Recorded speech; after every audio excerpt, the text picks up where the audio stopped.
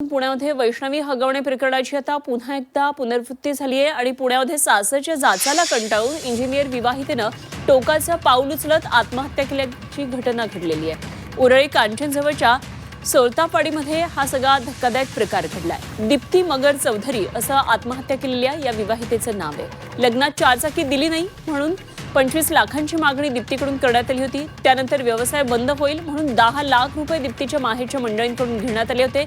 लग्नास स्त्रीधन म्हणून दिलेले 50 तोळे सोनं सुद्धा तिच्याकडून काढून घेण्यात आलेलं। सातत्यानं पैशांची मागणी आणि वंशाचा दिवा, मुलगा हवा मुलगी नको यासाठी तिचा मानसिक छळही केल्याचा आरोप करण्यात येतोय। उरळी कांचन पोलिसांनी पती रोहन चौधरी, सासू सुनीता चौधरी यांना अटक केली आहे। त्यांच्यावर गुन्हा दाखल केलाय।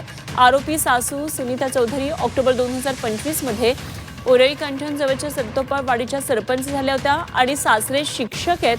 दरम्यान या प्रकरणात अधिक तपास आता लोणी काळभोर पोलीस करतात।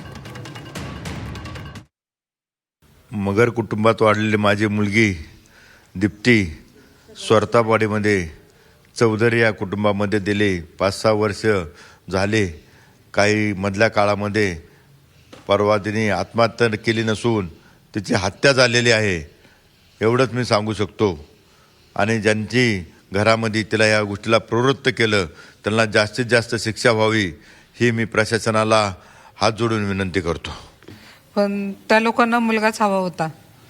तिला ते प्रेशराईज करून तिच्या मनाविरुद्ध तिला ते बाळाबाट करायला लावलं त्यांनी। सासू नवरा, सासू पण बोलायची प्रत्येक गोष्टीवर, काम नाही करत, मुलीला नीट सांभाळत नाही। इंजिनियर होती तुमची मुलगी, सगळं व्यवसाय सांभाळत होती त्यांचं। तुम्ही किती मदत केली व्यवसायात त्यांना? सगळं सुरुवातीपासून त्यांना नवीन व्यवसाय काय करायचा याच्यापासून सुचवून, आमच्या पाहुण्यांशी भेट घालून देऊन प्रत्येक गोष्टी। मुलगा काम धंदा काय करत होता, नोकरी काय? आधी त्यांनी सांगितलं एक्सपोर्टचा व्यवसाय आहे, तो लग्नापूर्वीच त्यांनी बंद केलेला त्यांचा, आणि आम्हाला सांगितलेलं की आमचा एक्सपोर्टचा व्यवसाय आहे। इतर हक्क किंवा टोचून बोलणे, हे करणं, जाच करणे, अपशब्द वापरणे, त्यामुळे ती पूर्णपणे वैतागून गेली माझी मुलगी। शेवटच्या 4 महिन्यात तिने हे डिसिजन घेतलं असावं, कारण तत्पूर्वी आम्हाला जास्त काही चर्चा आमच्यापर्यंत आली नाही। माझी मुलगी असं करेल असं वाटलं नव्हतं।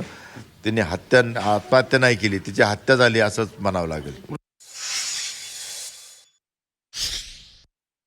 आरोपीकडून चौकशी चालू आहे आणि या गुन्ह्याचा तपास जरी प्रायमरी स्टेजला असला तरी यामध्ये भविष्यात जे 2 राहिलेले आरोपी आहेत त्यांना अटक करून त्यांच्याकडूनही इतर पुरावे गोळा करून एक परिपूर्ण चार्जशीट आम्ही कोर्टामध्ये पाठवू आणि त्या अनुषंगानं जी काही लीगल कोर्स आहे किंवा जी लॉफुल ॲक्शन आहे ते आम्ही नक्कीच घेऊ।